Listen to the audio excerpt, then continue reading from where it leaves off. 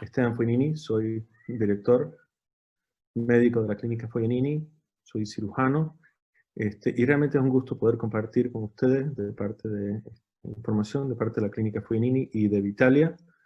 En esta ocasión tendremos la presencia del Dr. Rodolfo Quiroz, gerente general de la Clínica Fognini, infectólogo especializado en la Universidad de Buenos Aires y ex jefe de infectología del Hospital Austral. El doctor Néstor Vaca Pereira, internista, que funge como jefe médico de la Clínica Fognini. Y también contaremos con la doctora Daniela Mendizábal, Carolina Arrieta y Regina Saavedra. Las tres son médicos internistas y forman parte del equipo COVID de la Clínica Fognini. Y finalmente la doctora Maite Guillot, infectóloga especializada en Buenos Aires y que es la jefa de infectología de la Clínica Fognini. También debemos agregar que el agradecimiento de parte de la clínica a todo el equipo multidisciplinario que viene a formar parte de nuestra institución. Lo que caracteriza a la Clínica Fognini siempre ha sido el trabajo en equipo, y durante esta pandemia esto se ha reflejado mucho más. La atención de todos los pacientes se hace de una forma conjunta, con un grupo de médicos. Básicamente, como le explico a los pacientes, se hace una consulta médica, ¿ya? En cada uno de los pacientes y participan el doctor Quiroz, la doctora Guillot como infectólogo, y el equipo también de médicos internistas, y a veces apoyado de médicos de otra especialidad. Este trabajo no se podría realizar si no sería por el apoyo de todo el equipo, no solamente el plantel de médicos, pero también el plantel de residentes, que son fundamentales en la atención de los pacientes, las enfermeras, las auxiliares, los camilleros, y toda la estructura que viene a trabajar dentro de lo que es la institución, ¿ya? Veo todos los días las mucamas que entran a las áreas COVID usando su equipo de protección y son parte fundamental de nuestro trabajo. Y también el apoyo de los fisioterapeutas, psicólogas y todo el equipo de la terapia intensiva de la clínica. En el último tiempo ha habido varias novedades con el manejo de la enfermedad del SARS-CoV-2, o como se conoce comúnmente el COVID-19, y la verdad que la experiencia ha ido cambiando en los últimos meses y queremos compartir con ustedes las últimas actualizaciones. ¿Ya? También resaltar que los mejores resultados se dan en los pacientes que consultan frecuentemente con un médico. Se hace una evaluación integral, ¿ya?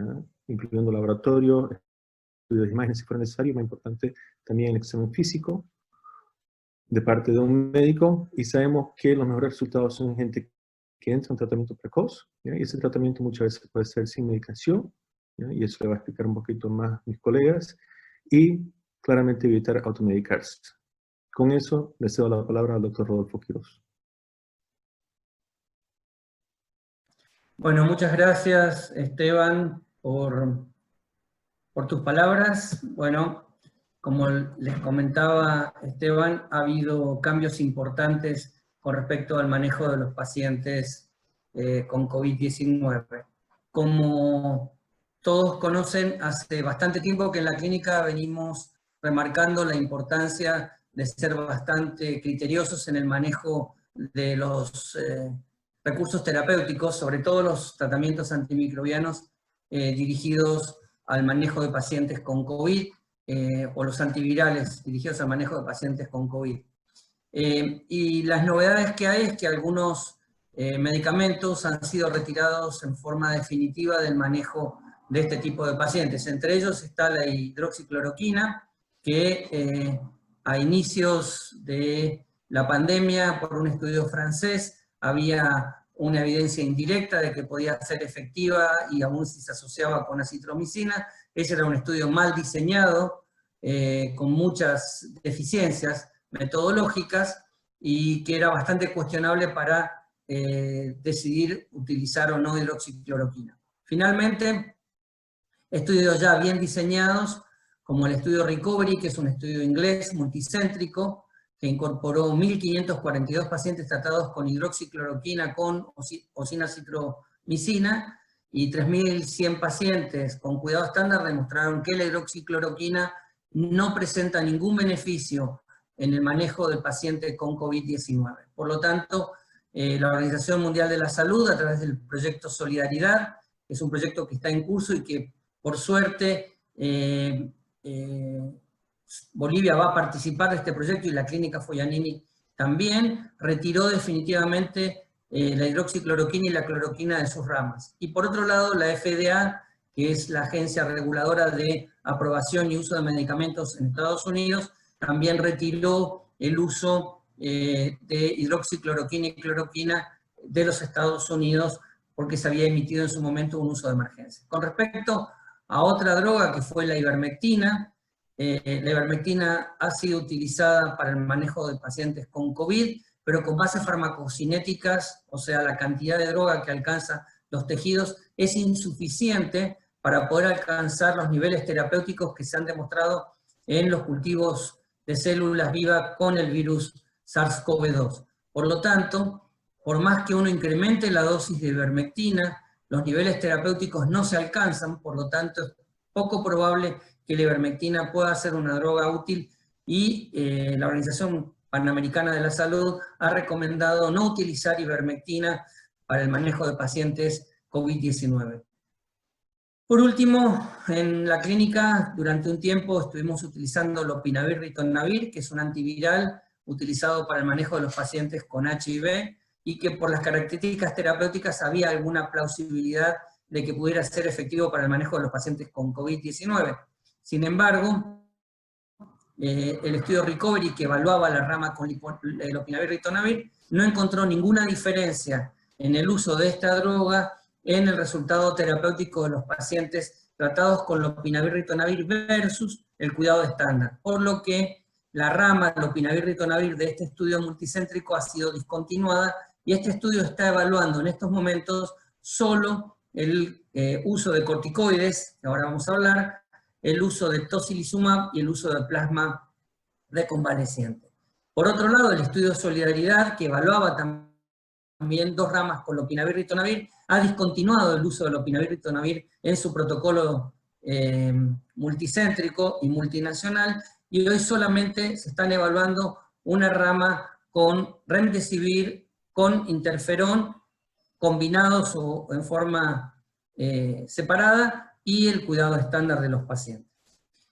Con respecto a las buenas noticias que hoy tenemos para compartir con la comunidad médica y la comunidad en general de Bolivia, es que la dexametasona, que es un corticoide de uso, no digamos habitual, pero que los médicos están familiarizados con su manejo, demostró en forma ya definitiva que utilizado por 10 días, a partir del 7º día, en los pacientes que requieren oxígeno o que eventualmente están intubados, disminuye significativamente la mortalidad. Esto ya es un estándar de cuidado y todas las guías clínicas están recomendando el uso de dexametasona, la doctora Daniela Mendizábal nos va a hablar más de ello, en los pacientes con requerimiento de oxígeno a partir del 7º día. Esta diferencia no se observó cuando el paciente no requiere oxígeno y tampoco se observó antes de los 7 días. Y el otro aspecto importante es el reforzar que los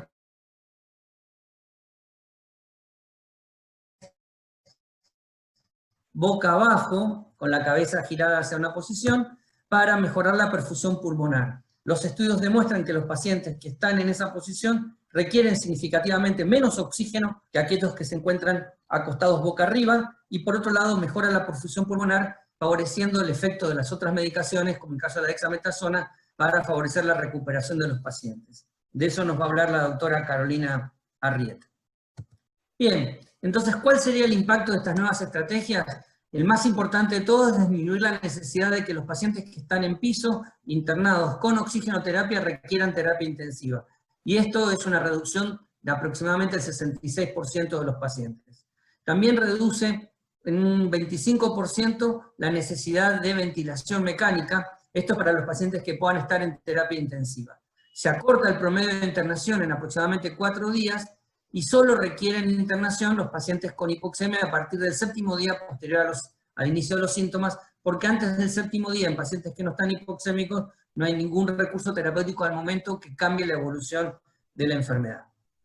Otro comentario que queríamos hacer, que es también un cambio de paradigma, es el tema de poder interrumpir el aislamiento de las personas con COVID 19 positivas basados solo en la resolución de los síntomas y no la necesidad de hacer una RT-PCR más allá de los 10 días, ya que hay un porcentaje importante de pacientes que continúan con PCR positiva, pero esto no significa que el paciente pueda contagiar. Para eso hay un dato que la clínica viene repitiéndole a los laboratorios que incorporen el informe, que es una sigla que se llama CT, que es el umbral de ciclado, y cuando este valor es más de 34, indica que aunque la prueba sea positiva, este paciente tiene muy pocas posibilidades de contagiar. Por lo tanto, en pacientes asintomáticos, luego de 10 días de un test positivo, se podría interrumpir el aislamiento sin requerir un nuevo test para discontinuar el aislamiento del paciente. Y en los pacientes que tuvieron enfermedad leve,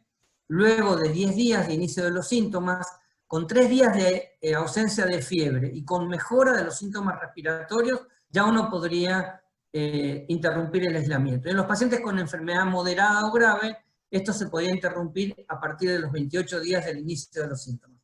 Quiero aclarar un punto importante que ahora se está ya conociendo más, que un porcentaje de aproximadamente un 20 a 30% de los pacientes pueden persistir con síntomas ya sea respiratorios o inespecíficos como dolores musculares, más allá de los 14, 15 días de evolución de la enfermedad, y se ha visto reportes de persistencia de estos síntomas 2 meses o 3 meses sin que eso signifique ni posibilidad de reinfección, ni que eso signifique falta de curación. Bien, ahora le paso la palabra al doctor Néstor Vaca Pereira para que nos comente el manejo de los pacientes en el área de emergencias. Gracias, doctor Rodolfo. Vamos a hablar un poco sobre el manejo de los pacientes desde el inicio en cuanto a la llegada a las emergencias y a la distribución en cuanto a la severidad y al compromiso que ellos presenten.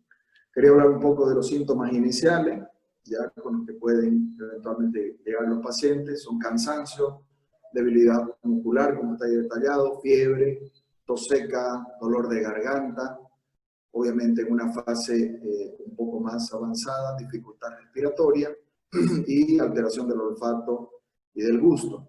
Entonces, como bien decía el doctor Foglianini al inicio de la conversación, ¿quiénes deben consultar? Toda persona que tenga estos síntomas debiera ya consultar y obviamente no debería de automedicarse como primera instancia, puesto que hemos visto que los pacientes que están actuando de forma personal cuando existe esta sintomatología, obviamente que están enmascarando la sintomatología y probablemente no están siendo detectados cualquier signo o síntoma de gravedad que puede hacer que nosotros podamos intervenir con premura. Para comentar un poco en cuanto a las modalidades de consulta que estamos manejando en la clínica, y esto es algo novedoso porque lo que nosotros pretendíamos desde un inicio era empezar a limitar el contacto que no fuese en sí necesario para procurar que las personas, tanto sintomáticas como ya confirmadas del COVID, y los médicos y el personal de salud tengan una limitación en cuanto al contacto para evitar el contagio así de esta enfermedad. Entonces, nosotros vimos por conveniente, para el seguimiento en sí de los pacientes, optar por las teleconferencias o las consultas en línea. Nosotros le llamamos médico en línea. Es una consulta virtual, como decíamos, una teleconferencia, y tiene muchas virtudes. Tenemos una historia clínica electrónica. En esa historia clínica electrónica tenemos laboratorios en línea, tenemos las imágenes en línea de los pacientes, se realiza un registro completo y oportuno de los datos, ¿ya?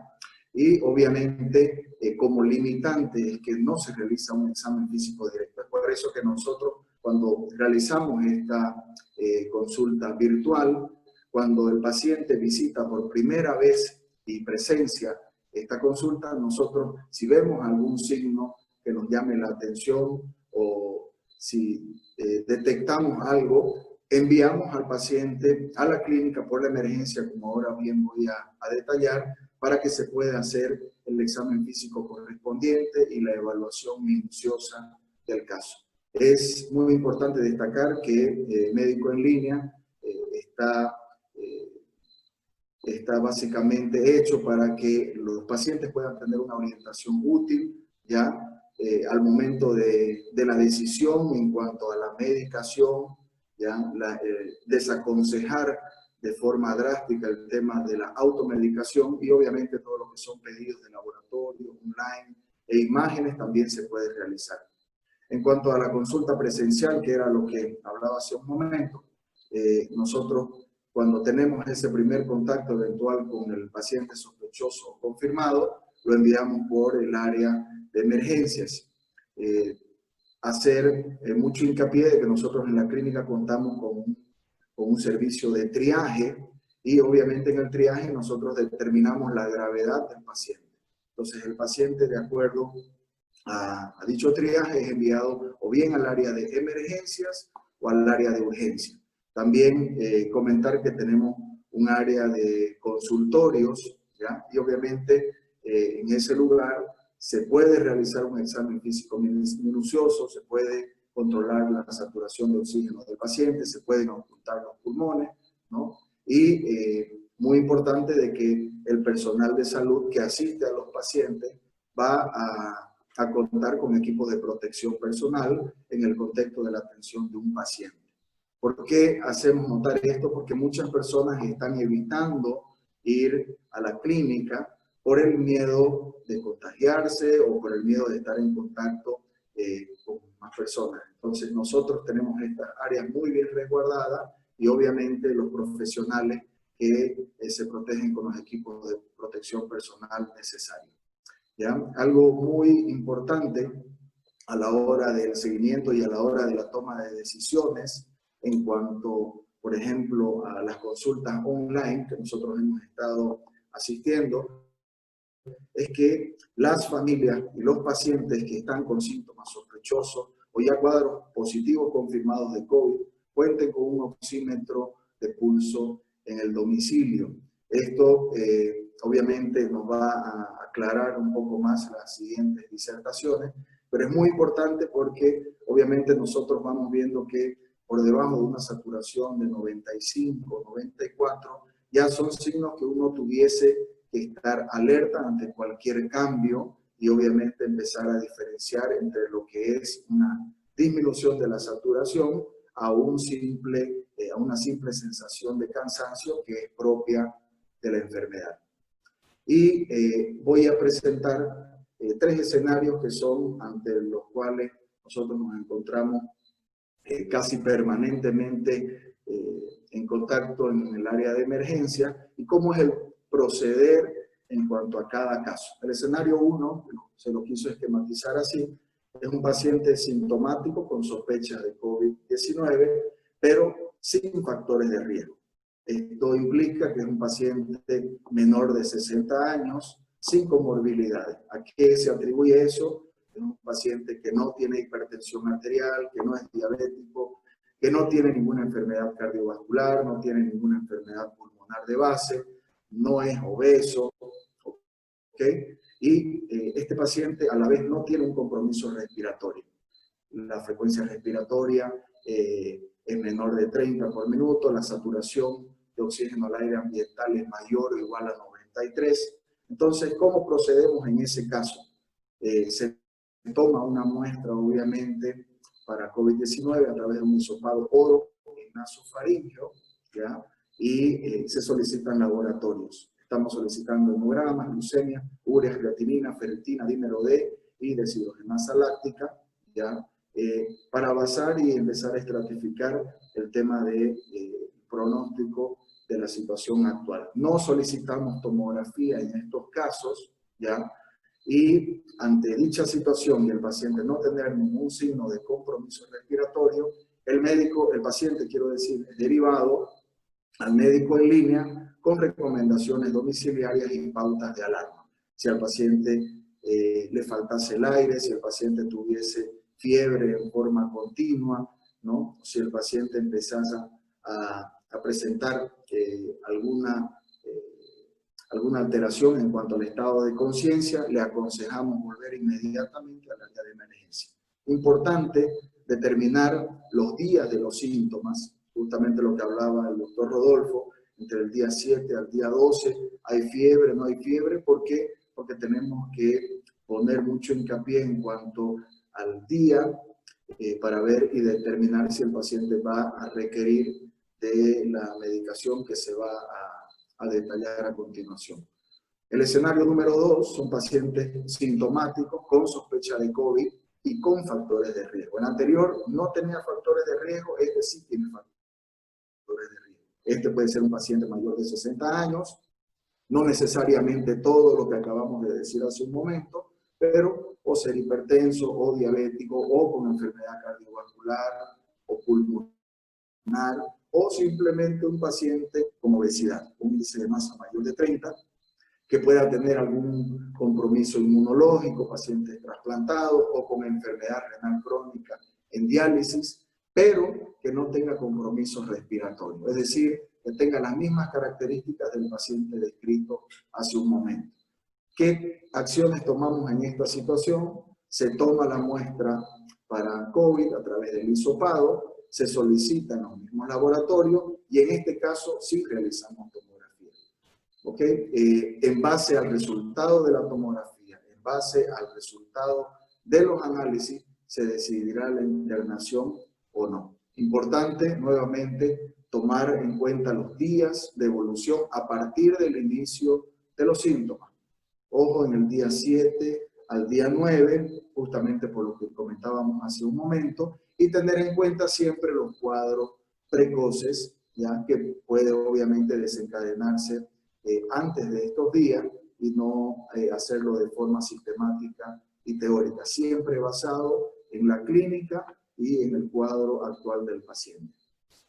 Y el escenario 3, que obviamente ya es un paciente sintomático con sospecha de COVID, con confirmación ya, y con factores de riesgo, pero a la vez con compromiso respiratorio. Este es un paciente que sí va a requerir internación. El paciente podrá tener una frecuencia respiratoria mayor o igual a 30 por minuto. La saturación de oxígeno al aire ambiental puede estar menor o igual al 92%. Y en este caso se tomará una muestra de hisopado para COVID, se solicitará laboratorio, se solicitará tomografía y se decidirá internación, ya sea a terapia intensiva o a piso, de acuerdo a la severidad del cuadro. Esto fue así establecido para que el proceder médico sea uniforme en cuanto a cada caso y podamos nosotros tomar las mejores decisiones basadas en la mejor evidencia y en cuanto al tratamiento más adecuado para cada situación. Es decir, para no tratar casos leves cuando en sí los pacientes requieren la medicación aconsejada y según la evidencia a partir de los casos moderados y los casos severos. Voy a pasar la palabra a la doctora Daniela Mendizábal para que pueda ella ilustrarnos en cuanto a su disertación. Gracias, doctor Néstor. Bueno, yo voy a hablar, como comentó un poco anteriormente el doctor Quirós, acerca del uso de corticoides en internación, sobre todo el uso de dexametasona. Nosotros en internación, tanto en pacientes en sala general como en terapia intensiva, sí se usan en ciertos casos los corticoides, basados en el estudio Recovery, como decía el doctor Quirós, es un estudio inglés, en el cual se vio que en el paciente que requiere oxígeno, ya sea ventilado o que requiere oxígeno a bajo flujo, el uso de dexametasona redujo la mortalidad a los 28 días. Nosotros en internación, los pacientes que requieran oxígeno o tomamos otro valor, tengan un valor de ferritina mayor a 1000, nanogramos por ml o un aumento del 100% de ese valor a las 24 o 48 horas, iniciamos con dexametasona a una dosis de 6 miligramos día endovenosa por 10 días. A partir del 7º día se vio que hay una respuesta inflamatoria sistémica, no así antes del 7º día. Antes del 7º día el paciente puede estar febril, tiene síntomas respiratorios, pero se vio que es a partir del 7º día que el paciente puede inflamarse y ese es el momento apropiado para usar. En ese estudio de recovery se vio que los pacientes que requerían oxígeno a bajo flujo, pacientes en internación general, redujo la mortalidad a 28 días en un 21%, es decir, 1 de cada 5 pacientes se favoreció. En terapia intensiva fue en un 30% la reducción de la mortalidad. En los pacientes que no requerían oxígeno, se vio, si bien no con una asociación estadísticamente significativa, pero se vio un aumento en la mortalidad al usar dexametasona en estos casos, es decir, un paciente que no requiere oxígeno o un paciente que no esté inflamado. De todas maneras, no hay una asociación que sea significativa, pero ahí está la importancia de que el paciente no debe automedicarse, ¿no? Porque el uso del corticoide no es inocuo, como se cree o muchas personas creen. Sí trae riesgos, sí trae interacciones medicamentosas, efectos adversos, que pueden ser severos y aumentar la mortalidad en esos pacientes, ¿no? Entonces, en cuanto a la dexametasona, si bien es un corticoide de uso no muy frecuente, se lo usa, tiene un efecto mineralocorticoide casi nulo, y en este estudio se lo implementó. Se dio a más de 2.000 pacientes, comparando con el tratamiento estándar que se dio aproximadamente a 4.000 pacientes. Entonces, el uso de corticoides, nosotros, si bien no hemos podido, aún no tenemos datos para mostrar, pero vimos que tuvimos menor necesidad de pasar pacientes a terapia intensiva, es decir, los pacientes respondieron bien a la terapia con oxígeno a bajo flujo y requirieron menor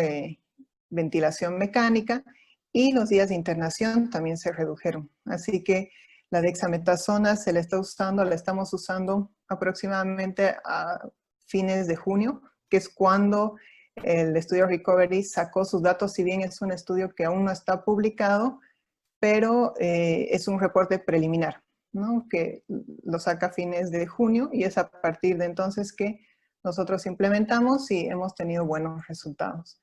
En pacientes siempre es bajo supervisión médica, no hemos tenido experiencia con el uso de corticoides en embarazadas. De todas maneras, en este estudio Recovery, en embarazadas se sugiere no usar dexametasona, sino prednisona o prednisolona, ¿no? Que viene en presentación bioral. Eso es en cuanto a los corticoides. Control de interacciones medicamentosas. Si bien antes teníamos mayor problema con las interacciones medicamentosas cuando usábamos lopinavir, ritonavir, que dejamos de usarlo cuando la OMS, como decía el doctor Quiroz, retiró del estudio Solidaridad, de una de sus ramas, retiró lopinavir, dejamos de usarlo. De todas maneras, ese es, recalco la importancia de no automedicarse y siempre que la medicación sea bajo supervisión médica, porque había muchas interacciones en lopinavir, sobre todo a nivel cardiovascular, sistema de conducción cardíaca, prolongación de QT y arritmias cardíacas. Lo mismo que con la hidroxicloroquina. Si bien con la dexametasona no nos encontramos con tantas interacciones medicamentosas, sí hay que tener en cuenta que hay varias que son importantes. Por ejemplo, el uso de AINES, el uso de aspirina, cualquier AINE, junto con dexametasona, puede aumentar o aumenta el riesgo de úlcera gástrica duodenal, perforación, ¿no? Hemorragias digestivas altas, así que para tenerlo en cuenta. También la combinación con la enoxaparina por el mismo motivo, aumento de la hemorragia digestiva alta. Y los pacientes que requieren internación, pacientes que requieren oxígeno, generalmente son pacientes polimedicados. ¿Por qué? Porque esta enfermedad, el coronavirus, afecta mayormente a este grupo de personas, como hablaba el doctor Néstor, personas con comorbilidades, diabéticos, hipertensos, pacientes con cáncer, son pacientes polimedicados, mayormente afectados por esta enfermedad. Por eso que siempre es importante conciliar la medicación, ver el riesgo-beneficio, ¿no? De retirar la medicación para iniciarle otra medicación, siempre teniendo en cuenta riesgo-beneficio. No se aconseja suspender rutinariamente la medicación del paciente, ¿no? Siempre hay que mantener medicación, por ejemplo, en pacientes hipertensos, es importante el control de la presión arterial. Pacientes diabéticos, es importante el control de la glicemia. En internación se usa insulina porque hay menor riesgo de hipoglicemia y de interacciones medicamentosas. Es importante el control de la glicemia porque al tener la glicemia controlada, como en cualquier enfermedad infecciosa e inflamatoria, se controla la enfermedad y viceversa, ¿no? Eso en cuanto al control de interacciones medicamentosas. Recalco una vez más la importancia de no automedicarse. Este es uno de los motivos. Por otro lado, la tromboprofilaxis. La tromboprofilaxis está recomendada en todos los pacientes internados con diagnóstico de COVID-19, ya sea en sala general o en la unidad de cuidados intensivos, a menos que presenten alguna contraindicación, por ejemplo, un sangrado activo, una trombocitopenia. De todas maneras, esta es una enfermedad, como vimos, que produce mucha inflamación en algunos casos, generalmente a partir del 7º día, y en la inflamación también se producen fenómenos procoagulantes, ¿no? Es por eso que la tromboprofilaxis está recomendada en todos los casos. No se recomienda dar tromboprofilaxis al alta hospitalaria de manera rutinaria. ¿En qué pacientes mantendríamos la tromboprofilaxis? En pacientes que tengan algún factor de riesgo, además del coronavirus. Al alta hospitalaria, por ejemplo, pacientes postrados en cama, pacientes que hayan requerido alguna cirugía, pero de manera rutinaria no. Y la tromboprofilaxis se recomienda la enoxaparina, que es la heparina de bajo peso molecular. Es de fácil control, no requiere monitorización como es la heparina no fraccionada. Se la puede usar una vez al día de manera subcutánea y es el fármaco de elección. Se la puede usar en embarazadas.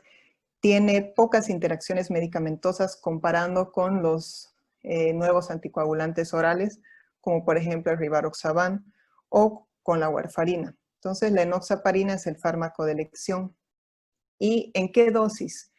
Muchas sociedades, incluidas la OMS, la Organización Mundial de la Salud, recomiendan la dosis habitual de tromboprofilaxis, que es enoxaparina 40 miligramos día, aplicada de manera subcutánea.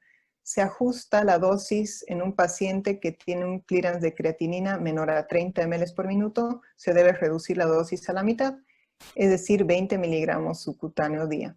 Pacientes con obesidad, con un índice de masa corporal mayor a 40, también está recomendado aumentar la dosis, 40 miligramos cada 12 horas de manera subcutánea.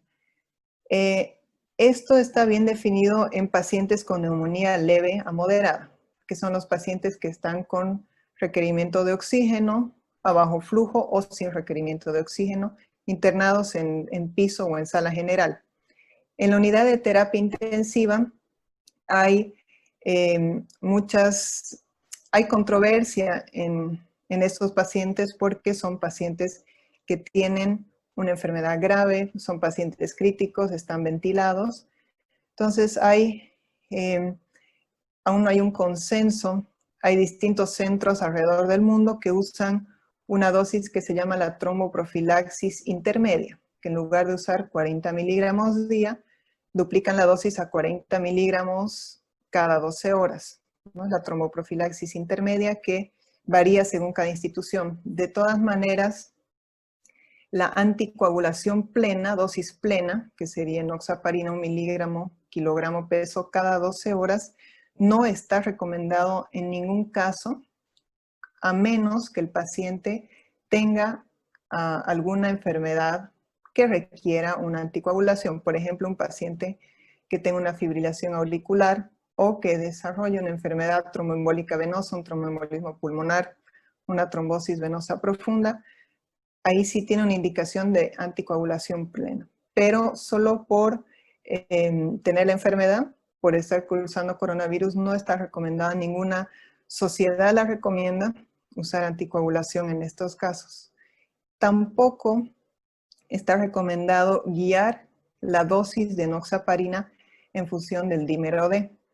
El dímero D es un marcador de mal pronóstico, ¿no? El dímero D es un marcador de inflamación, es al igual que la ferritina, la PCR, la linfopenia, nos marca mal pronóstico o una troponina elevada. Dímero D marca mal pronóstico, pero no está recomendado basar la dosis de enoxaparina en dímero D, a menos que la institución o el centro de salud esté y sea incluido en algún estudio, pero en otro caso no, es la dosis de tromboprofilaxis, que es la dosis habitual, y como decía anteriormente, ajustada según la función renal y según el índice de masa corporal.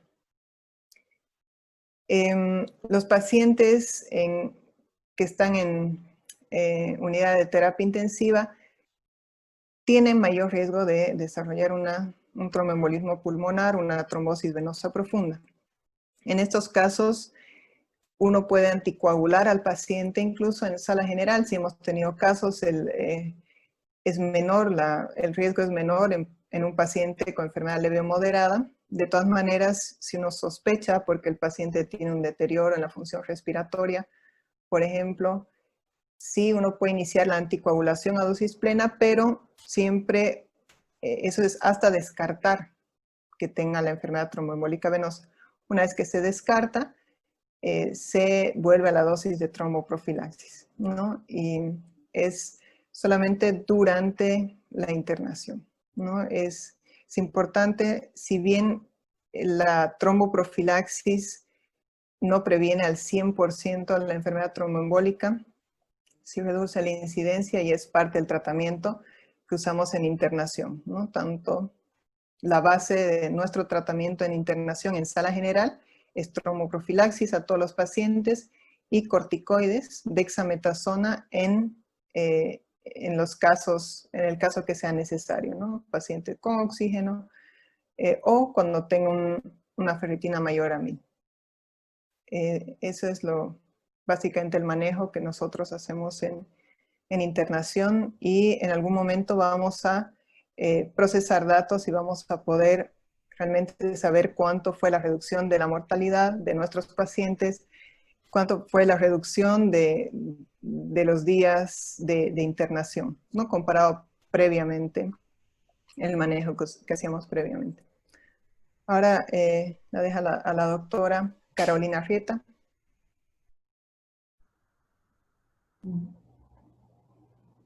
¿Cómo están? Buenas noches. Gracias por la invitación. Bueno, yo les voy a hablar un poco de lo que es la importancia de la pronación vigil para el manejo de los pacientes con COVID-19 que están hospitalizados. ¿En qué consiste la técnica? Consiste en que el paciente se debe acostar sobre su abdomen, boca abajo, soportada sobre sus brazos y una almohada. Como ven en las fotografías que se pueden observar, el paciente está boca abajo. La posición prono puede ser usada como terapia de rescate en pacientes con escalamiento en los requerimientos de oxígeno. Hemos visto que la autopronación ayuda al aumento del flujo de aire a todas las áreas del pulmón, potencialmente disminuyendo la necesidad de ventilación. ¿Cómo lograr la máxima adherencia? Se debe evaluar la capacidad del paciente para que pueda cambiarse de posición de manera independiente, explicar en qué consiste el procedimiento y su beneficio. Para minimizar las interrupciones durante el posicionamiento, los pacientes deben considerar estrategias de confort como usar el baño antes, tener el timbre a mano, el celular a mano, tener la televisión encendida como método de distracción o escuchar música. Y bueno, ¿cuánto tiempo debe estar el paciente pronado? Inicialmente, por 1 hora, cuando estamos iniciando el posicionamiento en prono, y después decirle cada 2 horas o cada hora con el objetivo de lograr el mayor tiempo posible en pronación. En la clínica estamos usando esa técnica, hemos visto de que disminuyen bastante el requerimiento de oxígeno, alcanzando una mejor saturación, y muchos pacientes evitamos la ventilación mecánica en los pacientes que van bien. Eso es lo que yo quería explicarles, bueno, lo de la pronación vigil, en este caso en pacientes hospitalizados que no necesitan asistencia ventilatoria invasiva. Enseguida pasamos con la doctora María René Guillot. La parte que yo les iba a explicar es el rol de los antimicrobianos en el tratamiento de los pacientes COVID hospitalizados. Ya no se ha demostrado la efectividad de los antimicrobianos en el COVID-19. Como comentaban anteriormente, en ninguno de los estudios previos, como decía la doctora Daniela o el doctor Rodolfo, en los estudios más grandes como Recovery o Solidarity, Solidarity, por ejemplo, no tiene en ninguna de sus ramas el estudio de los antibióticos. En Recovery había la rama, como comentaba el doctor Rodolfo, de hidroxicloroquina, que algunos acompañaban con acitromicina y otros no, pero esto no se demostró que tenga ninguna eficacia en esta patología. Tanto la gente en general, como a veces propios médicos también, piensan que los antibióticos no van a tener ningún efecto adverso, pero no es así. La exposición innecesaria a los antimicrobianos va a incrementar distintos riesgos, entre ellos desarrollar eventos adversos e interacciones medicamentosas. Estábamos hablando que el estudio Recovery nos muestra que la droga que realmente ha demostrado efectividad es la dexametasona. Los corticoides, nos estaba comentando la doctora Daniela que pueden presentar efectos adversos, y cuando sumamos un antimicrobiano, esta posibilidad va a ser mayor de interacciones medicamentosas. Y también podemos aumentar el riesgo de adquirir sobreinfección por otros patógenos multiresistentes. Cuando ya el paciente viene recibiendo múltiples antibióticos en la casa, ya el momento de si desarrollara, no siempre va a pasar esto, pero si el paciente llegara a desarrollar una infección bacteriana, va a tener ya gérmenes multiresistentes, ya no van a ser los gérmenes de la comunidad. En pacientes también podemos llegar a pensar esto en los pacientes ambulatorios. Hemos visto muchas recetas, como el paciente ya llega a la clínica, y nosotros vemos que el paciente llega con múltiples recetas, con múltiples antibióticos, ciprofloxacina, levofloxacina, acitromicina, polimedicados.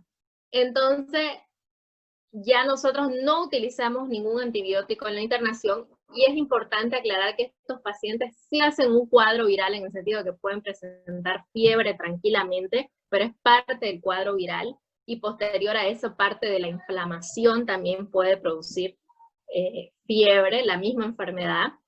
Y importante no desesperarse. Incluso en pacientes con enfermedad severa o crítica, que vendrían a ser los pacientes de la terapia intensiva, hay datos insuficientes para recomendar también en estos pacientes terapia antimicrobiana empírica de amplio espectro, en ausencia de otra indicación. Obviamente, si llegara a haber alguna sobreinfección bacteriana, una infección asociada a catéter, una neumonía asociada a ventilación mecánica, que también hay que saber evaluar, cuando estas se presenten, pues ahí sí se utilizará un antimicrobiano. Y como decíamos al inicio, el uso de antimicrobianos en forma ambulatoria, o ya sea en la misma internación, no se utilizan, pero en el caso de hacerlo, no es que no va a suceder nada. Tienen eventos adversos. Los principales, la mayoría de los pacientes han utilizado o acitromicina o levofloxacina, van a tener efectos adversos los principales gastrointestinales, diarreas, náuseas, vómitos, pueden tener efectos adversos hematológicos, pueden tener trombocitopenia, leucopenia, y estos antibióticos que decía, como la citromicina y la levofloxacina, la ciprofloxacina, también tienen efectos adversos cardiológicos, como decía también la doctora Daniela, van a alargar el QT, y eso se va a ver reflejado en arritmias. O sea que sí hay eventos adversos por consumir estos antimicrobianos, que no han demostrado ninguna efectividad en esta patología como es el COVID-19.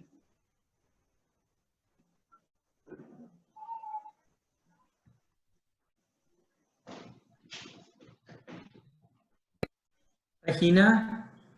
Bueno, muchísimas gracias. A mí me toca hoy hablar un poco de lo que es la automedicación. Lamentablemente, nosotros en hospitalización estamos viendo un alto porcentaje de los pacientes que llegan a internarse previamente ya han recibido una lista de medicamentos en los cuales hay las dos figuras. El paciente se automedicó y la otra es que fue medicado por otro personal de salud. Lamentablemente es una lista muy grande, es una lista que nos llega a preocupar porque la automedicación indiscriminada acarrea problemas serios en salud, dependiendo del fármaco que se llega a tomar y con un riesgo asociado que viene a ser lo que la gente desconoce, ¿no? Lamentablemente desconocen la toxicidad, desconocen la dependencia que puede producir el medicamento, desconocen la efectividad que puede llegar o no a tener el fármaco, y de igual manera dos factores que son muy importantes: las interacciones medicamentosas y las reacciones adversas, ¿no? Nosotros cuando hablamos de esta lista de medicamentos nos vamos a referir a los medicamentos que comúnmente se están dando en centros de salud, que las están manejando como protocolos, y que yo quiero recalcarles un poco sobre las reacciones y las reacciones adversas y las interacciones medicamentosas. Vamos a empezar con el ibuprofeno, que es un analgésico muy conocido, que tiene efecto antipirético para la fiebre, tiene un efecto también para el dolor, pero que tiene una lista muy grande de reacciones adversas, ¿ya? Yo solamente les voy a hablar de las más comunes y de las más graves también, para que tomemos un poco de conciencia antes de automedicarnos sin haber pasado por una consulta médica, ¿no? Dentro de los más comunes tenemos los trastornos gastrointestinales, que pueden desencadenar gastritis, úlceras, como ya había mencionado la doctora Mendizábal, úlceras, hemorragias, que pueden ser secundarias a las úlceras, va a desencadenar trastornos hematológicos, llegando a alterar la parte de las plaquetas, de los glóbulos blancos. Hay una disminución de plaquetas, una disminución de glóbulos blancos. Y dentro de los más importantes, como ustedes lo ven en la diapositiva, está con rojo, son los trastornos cardiovasculares. Este ibuprofeno es un AINES, porque es un analgésico no esteroideos, que está catalogado como el que tiene mayor riesgo adverso a nivel cardiovascular. Dentro de esta área, lo que es la parte cardiovascular, el ibuprofeno nos vamos a evidenciar en ciertos pacientes que tienen enfermedad cardiovascular de base, van a exacerbar los cuadros de insuficiencia cardíaca, van a aumentar las crisis hipertensivas porque aumenta la presión arterial, puede desencadenar también accidentes cerebrovasculares isquémicos, lo que comúnmente conocemos como embolia, ¿ya? Y también puede desencadenar cuadros de arritmias como son la fibrilación auricular. Y otro trastorno que va a producir, que es muy importante, es la insuficiencia renal. Llega a producir afectación renal, llevando a los pacientes a cuadros de insuficiencia renal. Dentro de sus interacciones medicamentosas, las más importantes y a tomar en cuenta es los betabloqueantes. El ibuprofeno disminuye la efectividad de los betabloqueantes. ¿Cuáles son los betabloqueantes? Vamos a nombrarlos los más conocidos: el atenolol, y el carvedilol. Entonces, personas que toman estos medicamentos y se automedican, les va a disminuir el efecto del medicamento. De igual manera, cuando se lo combina con el clopidogrel, que es un medicamento que toman los pacientes que tienen cardiopatías isquémicas, potencia el riesgo de sangrados. De igual manera, cuando es combinado con el corticoide, que es la prednisona o la dexametasona, aumenta el riesgo de trastornos gastrointestinales, produciendo úlceras, sangrados a nivel del tubo digestivo, y con la enoxaparina igual hay un mayor riesgo de sangrado.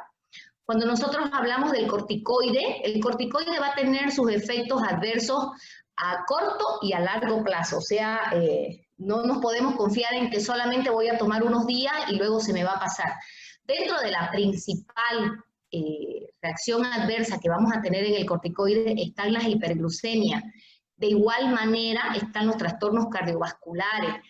Son muy similares a lo que produce el ibuprofeno. Aumenta la presión, exacerba los cuadros de hipertensión arterial, pueden desencadenar infarto agudo de miocardio en los pacientes que tienen problemas cardiovasculares, tienen trastornos hematológicos y hay trastornos gastrointestinales, ¿no? Cuando es usado indiscriminadamente. Sus interacciones medicamentosas más importantes que tenemos que mencionar es, nuevamente con el ibuprofeno, como lo pueden ver, el corticoide cuando es usado y un paciente toma metformina, que conocemos que es un antidiabético oral, el corticoide, la prednisona en sí, disminuye el efecto de la metformina, lo cual va a hacer que el paciente tenga una diabetes descompensada. Y cuando se lo combina con la aspirina, predispone de igual manera a los riesgos de sangrado. Cuando nosotros hablamos de la enoxaparina, que hace un momento habló la doctora Mendizábal sobre su uso de la enoxaparina, de igual manera, la enoxaparina no es un medicamento que lo vamos a usar de manera ambulatorial. Es un medicamento que tiene que ser usado con indicación médica y bajo supervisión médica siempre, ¿ya? Sus reacciones adversas igual. Hay trastornos gastrointestinales, podemos esperar cuadros de hemorragias en los pacientes que la usan de manera indiscriminada y a veces no sabemos qué otra medicación están tomando los pacientes, ¿no? De igual manera, tiene interacciones con el ibuprofeno, con la aspirina y con el enalapril, que disminuye el efecto del enalapril. Hemos visto un número elevado de pacientes que ya han recibido ivermectina. La ivermectina, cuando su dosis supera, o son dosis muy elevadas, que ya hemos visto pacientes que un alto porcentaje la toman cuando inician el cuadro, tiene una alerta. Si nosotros revisamos un poco más y queremos saber más de la ivermectina, vamos a ver que la ivermectina puede llegar a producir insuficiencia hepática. De igual manera tiene trastornos gastrointestinales y afectaciones cardiovasculares y también puede llegar a desencadenar arritmias. La hidroxicloroquina, ya el doctor Quiroz mencionó que está fuera de los protocolos, pero lamentablemente todavía hay personas que la están usando en los casos leves, que no lo deberían usar, ya que trae trastornos hematológicos, llega a producir alteraciones oculares a nivel de la córnea, a nivel de la retina, y puede llegar igual a desencadenar interacciones medicamentosas con los beta bloqueantes y con la metformina. ¿Qué es lo importante que nosotros tenemos que tener siempre en cuenta? No tratemos aún el diagnóstico, no tratemos el diagnóstico, tratemos al paciente, ese paciente que tiene muchas cosas que ser evaluadas antes de dar un simple paracetamol, una simple aspirina. Los pacientes tenemos que tratarlos según su edad, según sus factores de riesgo, según sus comorbilidades. Cada paciente que nosotros vemos es un caso especial que merece una anamnesis completa, ver qué medicamentos toma, revisar las interacciones. Nosotros en la institución trabajamos de la mano de los farmacéuticos, que ellos siempre nos están alertando, nos están informando y estamos trabajando en conjunto sobre las reacciones y de igual manera sobre las interacciones medicamentosas, ¿no? Es muy importante no automedicarse, no agarrar las listas de medicamentos que están circulando en las redes sociales y hacerlo los medicamentos como que si fuera un checklist y tomar todos los medicamentos. Una vez más, cada paciente es un caso especial. Y ese caso especial debe ser tratado como una persona que tiene diferentes factores de riesgo, no como un diagnóstico en sí. Muchas gracias.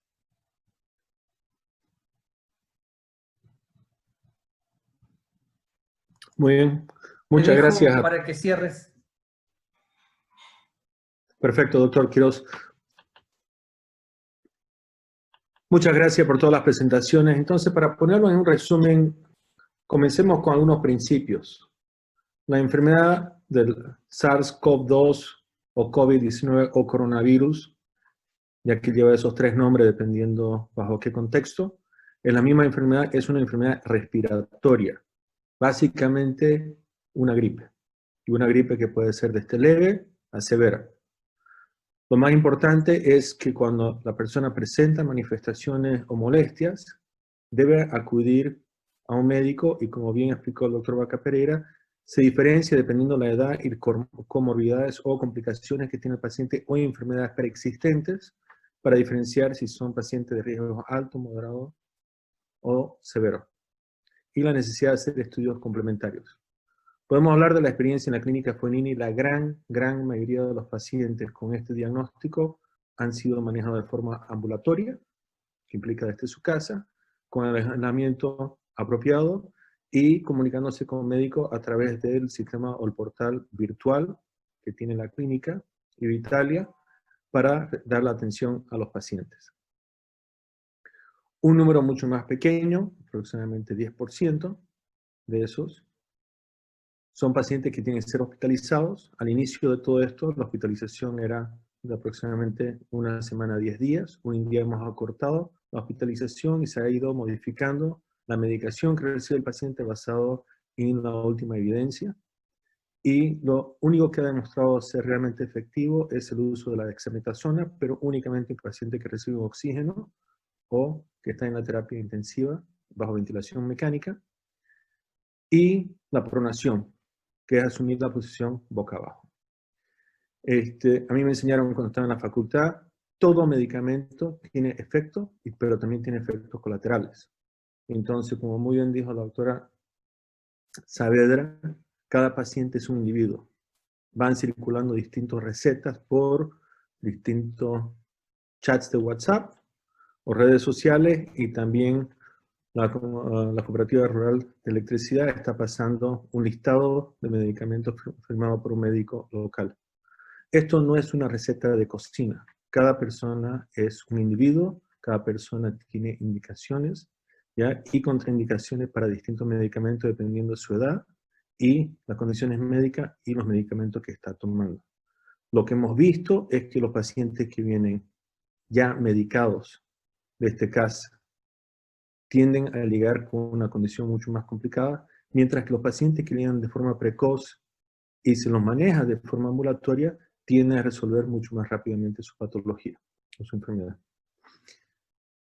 Entonces, evitar el uso de medicamentos de forma indiscriminada. Los antibióticos tienen muchos problemas, ¿ya? Y pueden crear problemas más serios. Como ya han hablado, los antiinflamatorios no esteroides pueden dañar los riñones, ¿ya? Distintos medicamentos como la ivermectina pueden dañar el hígado, y el riñón y el hígado son de los órganos más afectados por este virus después de la parte respiratoria.